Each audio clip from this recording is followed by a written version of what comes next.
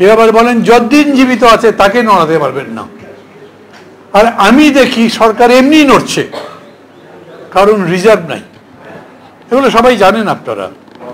সরকার ভয়াবহ রকম একটা অর্থনৈতিক সংকটে আছে। সব বিলে পরিস্থিতি এরকম। ওই যে এখানে মাহবুবুল্লাহ ভাই আছেন, মোস্তফা জামাল হায়দার ভাইও আছেন। আমরা একটা পরিবর্তনের ব্যাপারে বলতাম না, অবজেক্টিভ রিয়েলিটি কি, মানে এখানকার বস্তুগত পরিস্থিতি কি, বাস্তব অবস্থাটা কি বিরাজ করে, তা কি পরিবর্তনের পক্ষে? আমি বলি সব দিক থেকে পক্ষে। 7ই জানুয়ারি আমরা জিতেছি না হেরেছি সে বিতর্ক বাদ দেন, কিন্তু মানুষ এখনো আমাদের পক্ষে আছে, তারা পরিবর্তন চায়। মানুষ এখন সমর্থন করছে এই জন্যে না যে ভারতকে দেখতে পারি না, আমার দেশে নির্বাচন হবে, ভারত ওখানে বলে আমার সিকিউরিটি প্রশ্ন বিবেচনায় রেখে নির্বাচন করতে হবে। সে কে? আমার দেশের জনগণ ভোট দেবে কাকে? আমার দেশের মানুষ ঠিক করবে। তারা যাকে ভোট দেবে সে জিতবে, সেই ক্ষমতায় যাবে। ভারতের যদি দরকার লাগে আমাদের সেই সরকারের সাথে অথবা যে কোনো সরকারের সাথে সম্পর্ক ঠিক করবে, ওরা কি রকম সরকার চায় তার ভিত্তিতে নির্বাচন হবে এখানে। খেয়াল করেন, আমি না বলছি, আমি তো খুব জোরেই না বলছি, আপনারা বলছেন, কিন্তু আন্তর্জাতিক মহল সেই রকম করে তো বলে নাই।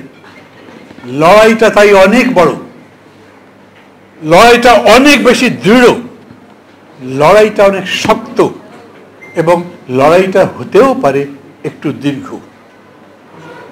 ফ্যাসিবাদ 52 বছর পর্যন্ত টিকে ছাড়া কোনো দেশে। ফ্র্যাঙ্কো কত বছর ছিলেন, হোসনি মোবারক কত বছর ছিলেন, সুহার্তো কত বছর ছিলেন। আমরা দেখতে দেখতে দেখেন 15টা বছর পার হয়ে গেছে। যা ইচ্ছা তাই তো করছেন। আমাদের দেশ বিক্রি হয়ে যাওয়ার মতো অবস্থা হয়ে গেছে, তারপরেও আমরা ঘুরে দাঁড়াতে পারিনি। আমরা যারা আজকে এই লড়াইটা করব, আমি প্রথম বলি, এরকম হয়েছে না 12 দল ভারত পণ্য বর্জনের ব্যাপারে এখানে একটা প্রেস ক্লাবের সামনে মানববন্ধন করতে নিয়েছিল। পুলিশ এসে ব্যানার ছিঁড়ে নিয়ে চলে গেছে। 12 দলের নেতারা বলেছে এই ব্যানার নিয়ে যান কেন? আমরা তো সরকারের বিরুদ্ধে বলিনি, ভারতের বিরুদ্ধে বলেছি। পুলিশ বলছে না, ভারতের বিরুদ্ধেও বলতে পারবেন না।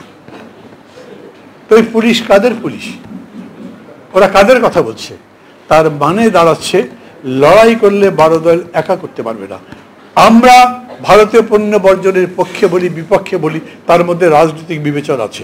বিপক্ষে আমরা কেউ বলেছি বলে আমি জানি না, কিন্তু একটা রাজনৈতিক লড়াইয়ে সেটাকে রূপান্তরিত করবার জন্যে আমাদের সবাইকে লাগবে। পণ্য বর্জনের কথা বলছি না, আমি বলছি ভাবেন আমরা কি মুজিবুর মতো লড়াই করব?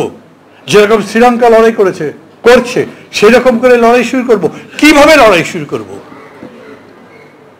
আমি প্রস্তাব করছি, হয়তো বাবলুর কাছেই প্রস্তাব করব, অথবা এখানে যারা আছেন সবার কাছেই প্রস্তাব করব।